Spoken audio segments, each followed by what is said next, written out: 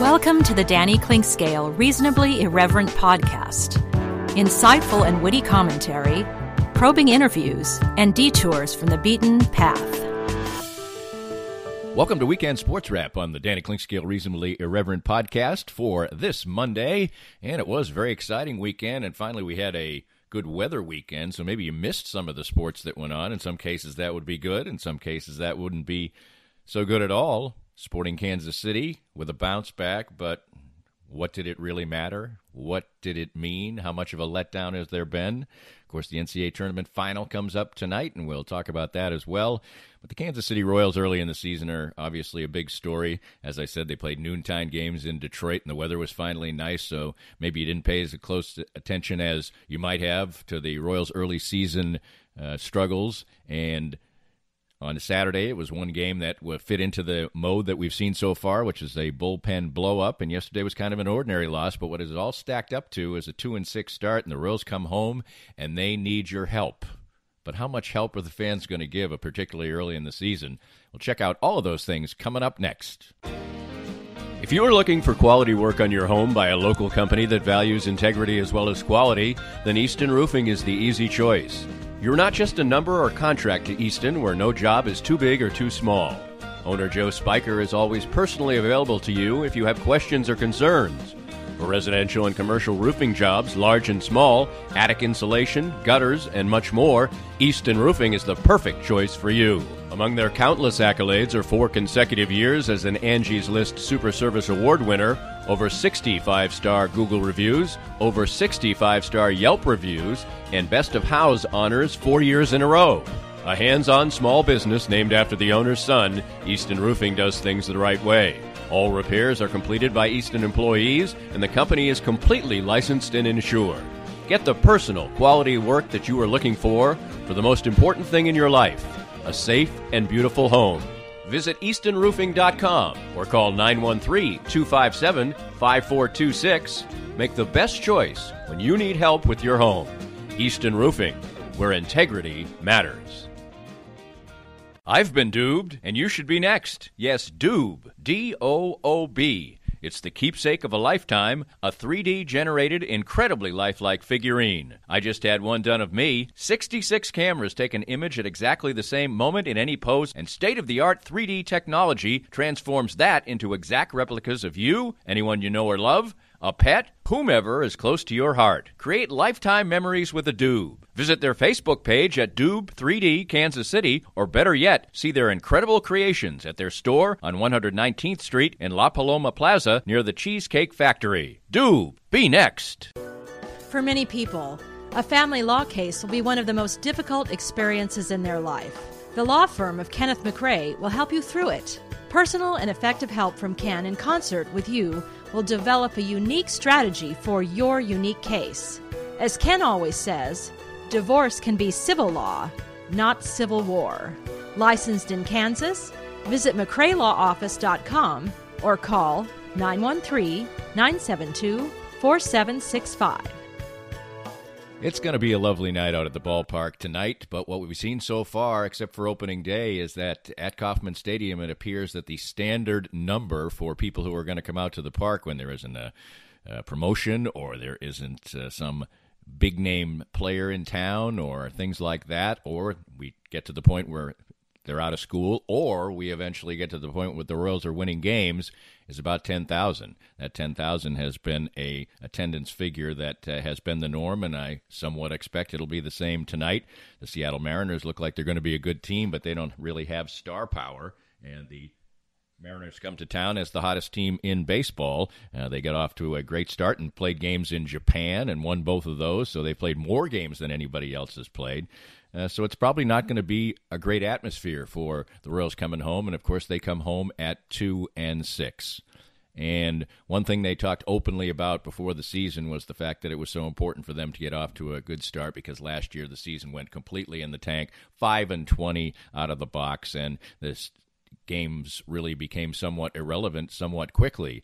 And I guess that's the biggest danger to me as far as the Royals are concerned, is the fact that even if it's not going to be a pennant contending season, which nobody expected, or even a season where the Royals perhaps were challenging 500, What you do want is to have the feeling that the games have some relevance, because that's a much better way to judge players than if they're 20 games under 500 in the middle of June.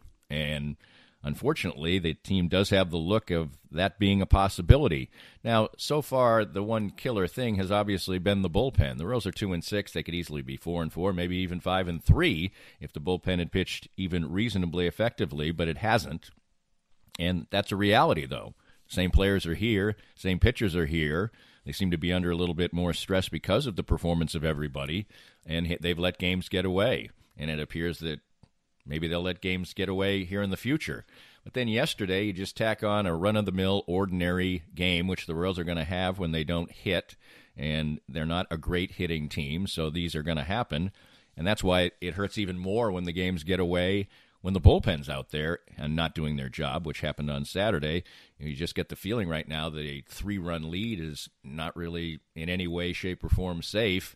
And then yesterday, when they finally did do the job, the Royals were already down. They didn't hit all day long against the Tigers, and they ended up getting swept by a Tiger team that is doing exactly what the Royals would like to be doing, which is to get off to an encouraging start in a season where they're not supposed to be particularly good.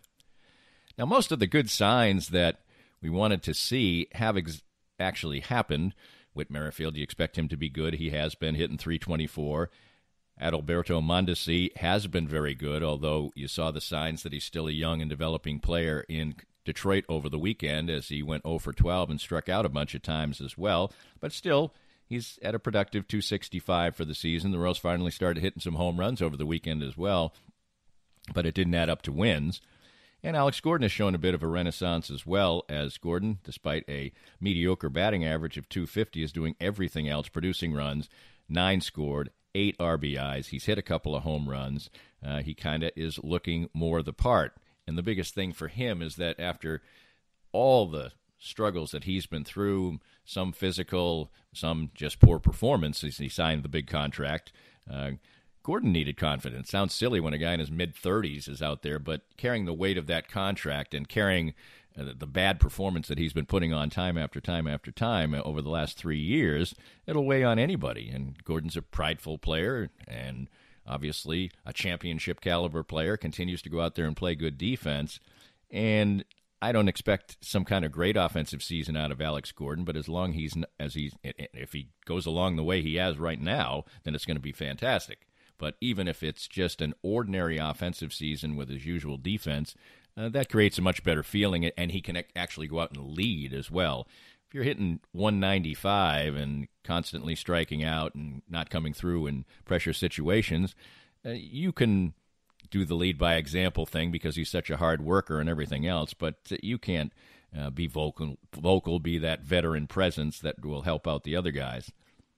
The other things, as far as the offense are concerned, however, is the fact that this doesn't look like it's going to be a good offensive team, and all the things that you kind of feared do seem to be somewhat coming into place. Now, Billy Hamilton got a couple of hits yesterday, and he seems to be a player who is either going to have an offer or have a multiple-hit game. That's sort of been his pattern so far, and anybody would accept a .286 batting average, but he's only walked one time, and his on-base percentage is right around where it is for his career, which is just about .300. So it sort of seems early on, 8 games, gigantically small sample size, if that's not an oxymoron. Gigantically small. I like that. But he looks like he's going to be the player that he has been throughout his career, which is somebody who struggles to get on base. When he does get on base, he can steal bags, and he's a pretty good defender as well.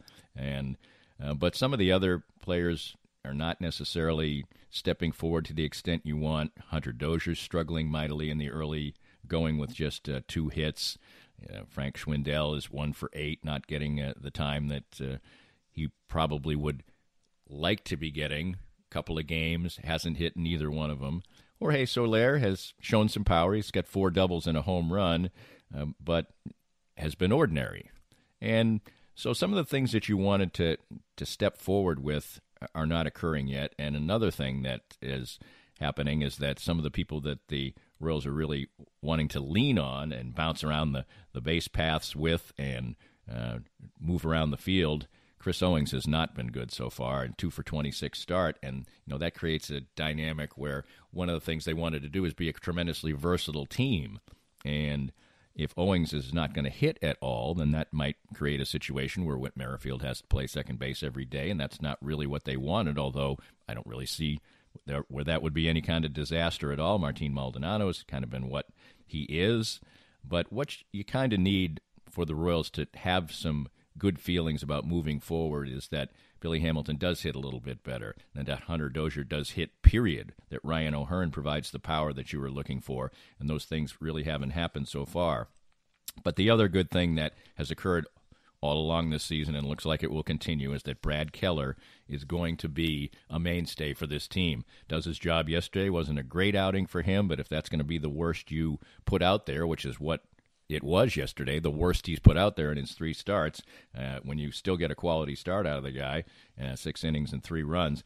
The only problem right now is that Brad Keller pitched 6 innings yesterday. 6 innings is now considered a perfectly acceptable stint for a starting pitcher, but the way the Royals are, they want their main man maybe to at least go 7 and have just a little bit of bullpen mayhem possible out there, and but Keller is very encouraging. Looks like he's going to be everything that the Royals were hoping that he would be. Jacob Junis has been solid. Jorge Lopez showed some signs on Saturday. So while they're only having the 3-man rotation right now with Homer Bailey having made 1 start, which was pretty good, if the starting pitching is good, that certainly is always important. But in a day and age where your starting pitcher goes anywhere between 5 and 6 innings, that's the major league average right now, you need your bullpen to be at least good, and in this day and age, you also need to have at least a decent offense. And the troubling sign for the Royals right now is that it looks like maybe they're not going to have a decent offense, and the bullpen does not look like a prime area for fixing at this point in time. And as I said, to look at the Royals right now and their situation, the most important thing in my mind is that they at least steady the ship right now, because it's very difficult to decide whether players are making strides or, in fact, maybe even not making strides, although you would think that if the Royals are playing in an environment with their well below 500, that should take pressure away from young players. But you'd like to see them play games that seem meaningful, and that may not be the case right now. So big homestand for the Royals coming up right now. It's going to be great for fans to get out there and get a taste of the team, but will they be encouraged to go out and do so if they're thinking, well, this is the same old Royals and the Chiefs are cool now, and I'm spending my money on the Chiefs and I don't want to go out there, and summertime is still here, it's a long season, I'll go later. We'll see what this homestand brings as far as the fans going out, because it's an intriguing 7-game homestand, 2 good teams, 2 teams that come over the weekend playing very good ball, and Seattle with one of the best records in baseball, and Cleveland coming off a sweep. So 2 good teams, 2 good challenges, 2 good pitching staffs against them also, and will the offense be able to stand up to it, and will the fans be happy enough to just go see Whit Merrifield be his usual bouncy self, and maybe Mondesi coming back home will reignite him as well. So 7 real important home games for the Kansas City Royals if they're going to be at least a relevant team early on in the season, and an important homestand as well, because the Royals were handed a pretty nice set of cards. Let's face it, they played at home for 5 games, and then they went on the road for just 3, and now they've got a 7-game homestand. So they were handed 12 home games in the first 15 games, and obviously I can do math. You can do math. That means there's more road games to coming up as they get to play 12 out of their first 15 at home. So not good times early on, not the start that the Royals would have wanted. Still a few bright signs, but Brad Keller's not going to be able to pitch 3 out of every 8 games like he has to start the season either. So the Royals have been, unfortunately, negatively intriguing so far. Sporting Kansas City, interesting thing to talk about coming up, and the NCAA final, and 6 tremendous basketball games in a row in the NCAA tournament after what had been, frankly, a disappointing tournament as far as Cinderella stories and exciting ball games, but now 6 straight great games in the NCAA tournament, 2 over the weekend with the usual dollop of controversy as well. We'll talk about that coming up next. More of Danny's Reasonably Irreverent podcast after this. Get a refreshing change of your expectations of a sports bar and restaurant at the 23rd Street Brewery.